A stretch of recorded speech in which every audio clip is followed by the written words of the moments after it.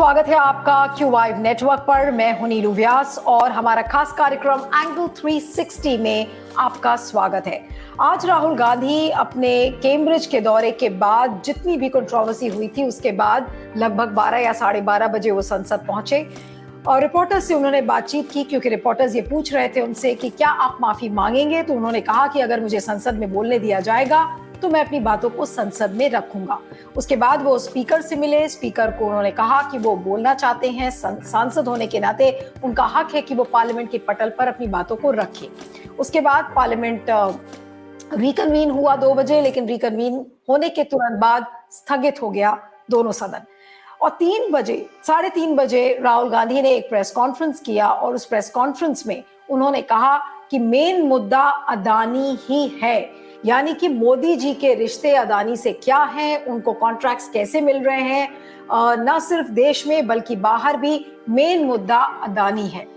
सरकार का अगर आप रवैया देखें तो सरकार अड़ी हुई है। अगर विपक्ष अड़ा हुआ है अडानी और हिंडनबर्ग मामले में जेपीसी की डिमांड को लेकर, और जो कि विपक्ष का एक जो ड्यूटी है वो विपक्ष निभा रहा है कि भाई जेपीसी की डिमांड इसमें कर रहा है, और उधर सरकार अड़ी हुई है ये कहते हुए कि सदन नहीं चलने देंगे जब तक राहुल गांधी माफी नहीं मांगेंगे।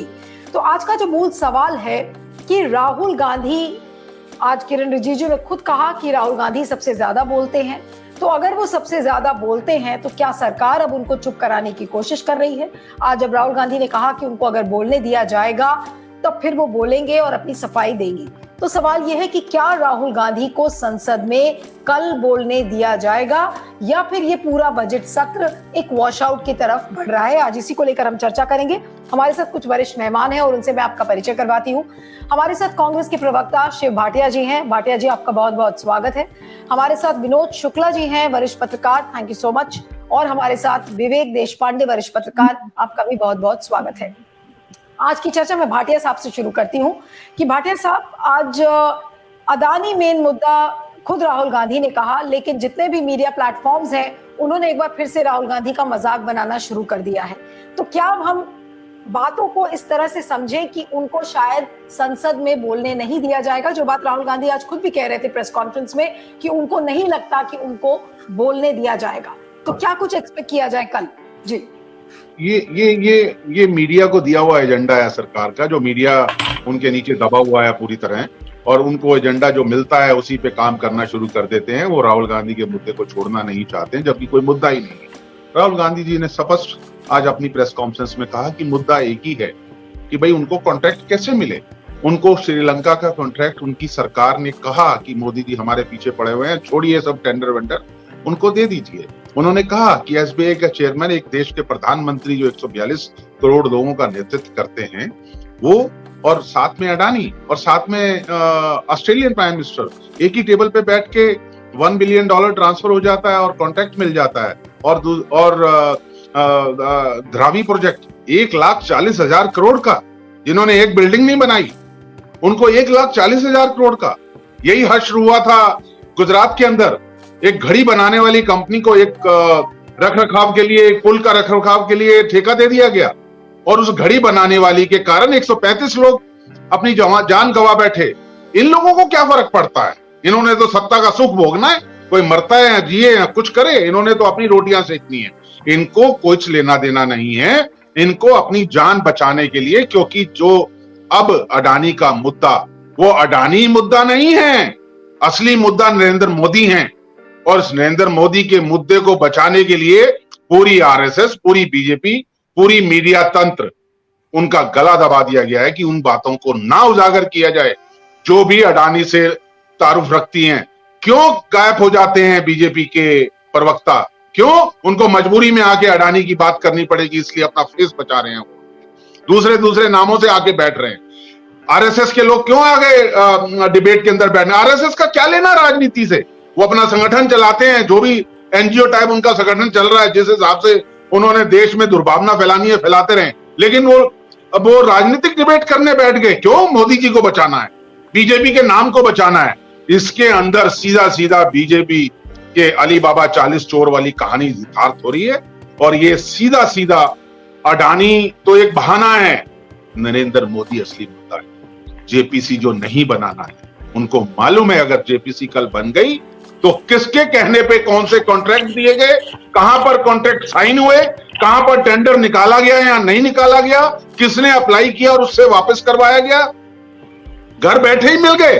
कौन से इन्होंने एयरपोर्ट बनाए हैं जो एयरपोर्ट के इतने इनको दे दिए गए। मुझे तो अफसोस होता है कहते हुए, हिंदुस्तान का सबसे बड़ा स्टेडियम अपने नाम पे रख के एक अडानी एंड, अभी पीछे मैच हुआ इंडिया ऑस्ट्रेलिया का, अडानी एंड, ये कौन सा एंड है भाई?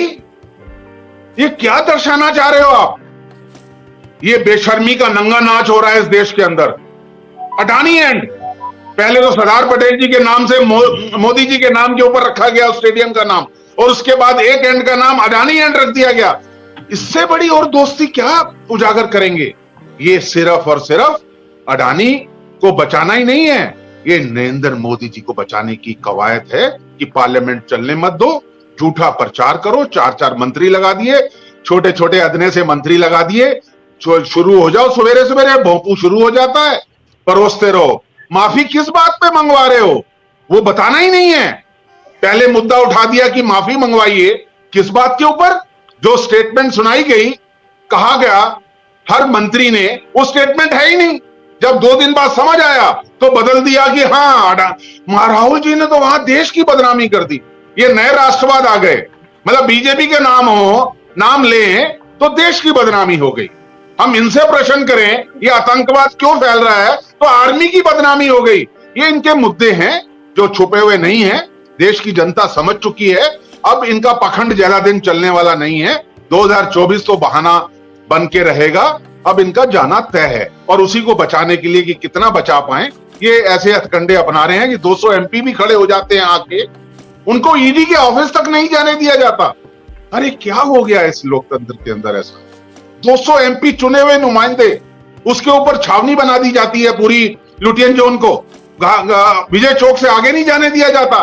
कभी ऐसा सुना है? कभी ऐसा पहले हुआ है?